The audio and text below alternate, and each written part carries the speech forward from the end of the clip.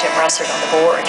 He said, you know, those of us in journalism know him as a colleague, but we think of him as a giant.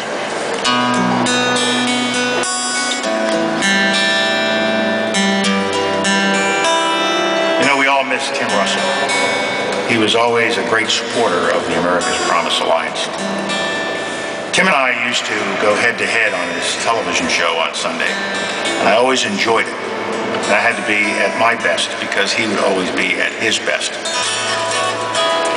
Tim was more than just a great correspondent and a great journalist and a great television personality. He was quite a human being. Tim often talked about things that pained him and hurt him. He worried about young people. He cared deeply about the plight of our young people in America today. His book about his dad, you know, Big Russ, he always spoke about, showed the values that he got from his family and especially from his father. It also showed how he communicated and put those values into the heart and soul of his son Luke. Tim lived those values, not just in books and not just with occasional speeches, but by the support he gave over the years to the Boys and Girls Clubs of Washington, D.C., of the Boys and Girls Club system in Nantucket, and what he did for Catholic Charities. He was always there. He was always willing to give his time and talent and his voice, his influential voice. Tim actually served as a very active member of the selection panel, and he really thought that that was an important function to really help celebrate other communities that were being great places to grow up. And he put a lot of personal time into selecting the 100 best. And we always used him as the role model when we recruited other judges. And even when I would go on his show to talk about some world crisis, he always made sure that as the segment was coming to an end, he would ask me a question about America's Promise and how it was doing, or he'd let me put a wagon on the table. So he was always there for us. He was always that human being that could be counted on to share what he had in the way of time, talent, and treasure with others. And he talked about the causes he cared about and the way he thought responsible public figures ought to lend their time and their talent and be a role model. This is what Tim stood for. Professionalism, always being the best, but beyond that, once you have become the best and once you have become successful in life, giving back, sharing your time, your talent, and your treasure with those who are coming up behind you, reaching down, back, and across.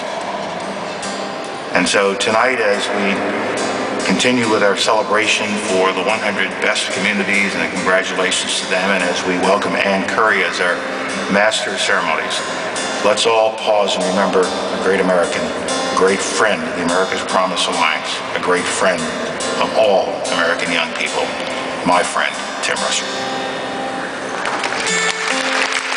Every child needs a caring adult to live their life. I was blessed with several. My dad is an extraordinary man. He's 83 years old. He was a truck driver and a garbage man, and he never complained. He taught me so much about hard work, the quiet eloquence of his hard work. He never preached a sermon, he just lived one. And my mom signed our homework every night. I couldn't trade a pencil for a fork until I finished my homework. Accountability. My 7th grade teacher, Sister Mary Lucille, summoned me in the front of the room with one of these one day. Timothy, we need to find an alternative vehicle to channel your excessive energy. I was acting out. I wasn't behaving. So she started a school newspaper and made me the editor, and the publisher, and the collator, and the writer, and the reporter. And I fell in love with journalism and won a scholarship to high school. Every step of my young life, discipline, accountability, respect, all these lessons of life that were instilled in me by caring adults. That's my life. I could not do Meet the Press on NBC but for them.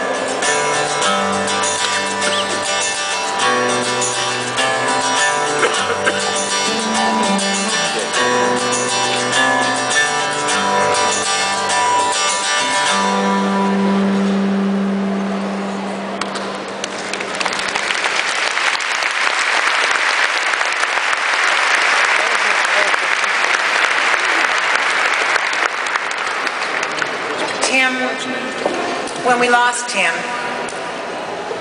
a lot of us were stunned at the reaction around this country, around this nation. And I think it was precisely because of what General Powell said. Tim lived his values. He was an authentic hero.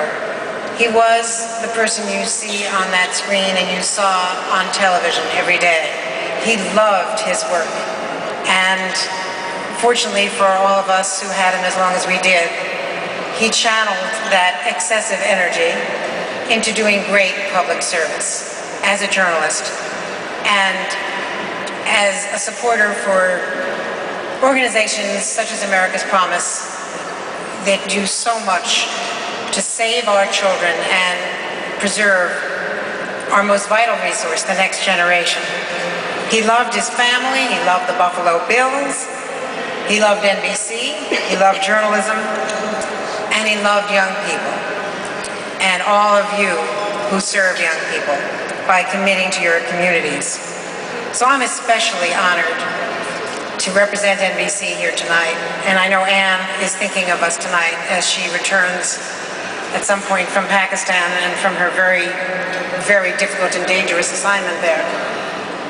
I am honored to help carry on the tradition that Tim Russert began in serving as host for the 100 Best celebration. Tim was proud to be part of this event. He talked about it all the time. He was proud to serve on the board of America's Promise Alliance, and he was most proud of the way that this great alliance has advanced the cause of young people across this nation. And when General Powell said that he always found a moment at the end of Meet the Press to bring up America's Promise and bring out the Red Wagon, that is a fact. And I was often in the studio watching it. And so I am very proud and grateful tonight to announce that the America's Promise Alliance is now establishing a new award in Tim's memory. The Tim Russert Award will honor excellence in a type of journalism that is much needed, never more so than now. It will go to print or broadcast journalists who do an exceptional job in raising visibility of issues that affect our young people.